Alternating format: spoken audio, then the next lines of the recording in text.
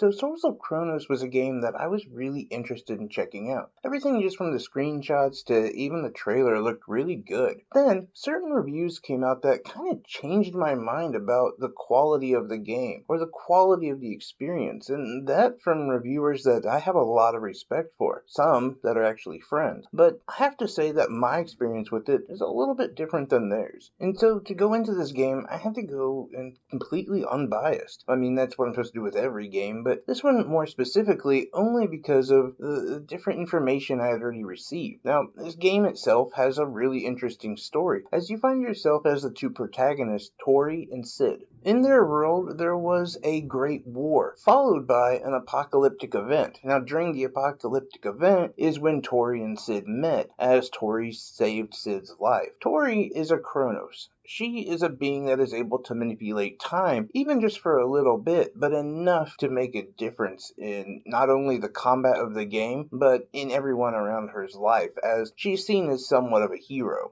The duo spend most of their time actually working for a gang, as the cities that are still remaining have kind of fell off into sectioned areas where certain gangs will control certain parts, and then some where there's just the residents who have to deal with the conflict of the two gangs. Now, in this one, you spend a lot of time, unfortunately, well, getting protection money. That's how the whole game starts, but quickly, Sid and Tori are bored of this, and they want to move on. They want to go to see what's outside of their city, as they've never traveled to somewhere like the capital city, and that is where you're headed when you start this game. Now, unfortunately, through most of the game, you don't make it there, but we'll get to that later. As the combat in this game has been described, one as clunky and very frustrating by some, and others by being pretty decent. I myself actually don't mind it. It's a fast-paced sort of hack and slash type combat with a stamina system that keeps you in check from just completely button mashing, and also trying to add a little bit of tactics to this sort of open-ended combat. Now, you can choose between a melee weapon like Longclaw.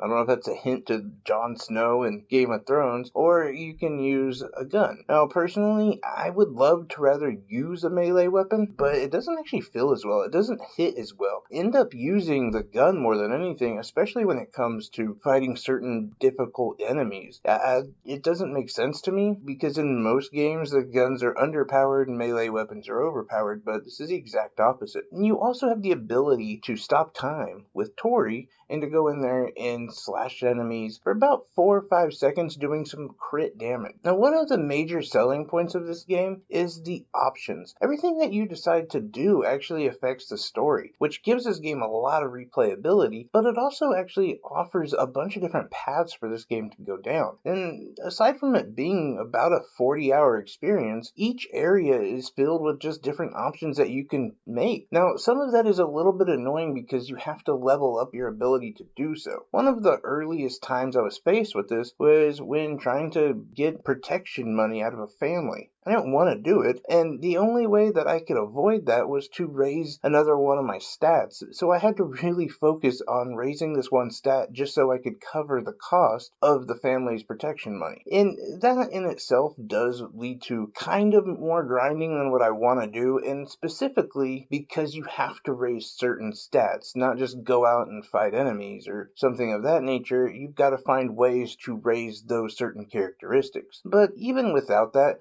it's still a really fun system, and it brings new life into RPGs where a lot of times you're not given that many options. You're just kind of told a story, and most of your choices don't really make a huge difference. Although this one, like I said, definitely does. This game is also filled with just a ton of side quests. I mean, there is stuff to do around every corner, which again really adds a lot of depth into this world and gives more value and more things for you to do. Now, artistically speaking, I really enjoy this look. Some people will and some people won't. Some people will think it's like far too cutey, and I don't know if I would say cutesy is the right term, but yeah, it's isometric and it's that almost like Funko Pop look about it. You know, it is very, yeah, cutesy, but in a way, I think that that's the best way to do some of these games, especially when you're talking about just so many moving pieces and want to be as detailed as possible, and you're running it on the Nintendo Switch. I mean, to be honest, it's not the best when it comes to graphics graphics and its ability. And especially for, a smaller dev team to have to work on something like that, it's probably a little bit easier to do it this way. And honestly, I think it plays well into the game because the game itself is a relatively dark game. When you really think about everything that's going on, this is like one of the few things that's actually kind of brighter.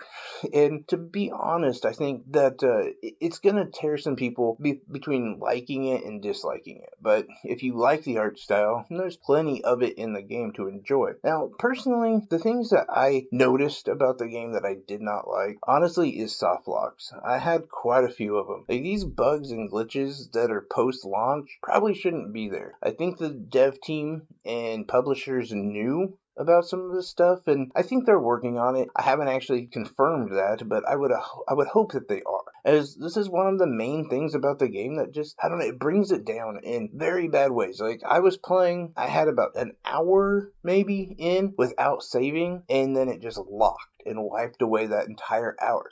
For me, I almost just quit playing it because that's just a kick to the junk. Now, I gotta say, too, that the only other thing that I would change is the difficulty spikes. You can be playing and just mowing through enemies and you think nothing is wrong, and you'll run into a boss and he'll just kick your butt. And it's one of those things where you have to try multiple times, which is fine. I don't mind a challenge, but when it comes out of nowhere, I also think that there would be just a little bit of tweaks that they could make where it doesn't become almost unattainable to get past a certain enemy. But those are honestly my only two complaints. And, when you look at not only the graphics, when you look at the story, you look at the decision making, you expect this to be a pretty mid-range priced game. But honestly, it's like $14.99. So for 40 hours or so of really honestly great gameplay, isometric beauty, $14.99 is a great deal. But that's my thoughts on Souls of Chronos. Let me know if you guys are picking it up or what your thoughts are. Anyway, guys, I appreciate each and every one of you. Please like, subscribe, do all that stupid YouTube stuff. I need you to,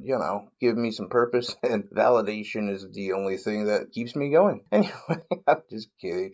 Love you guys. Take care. Bye-bye.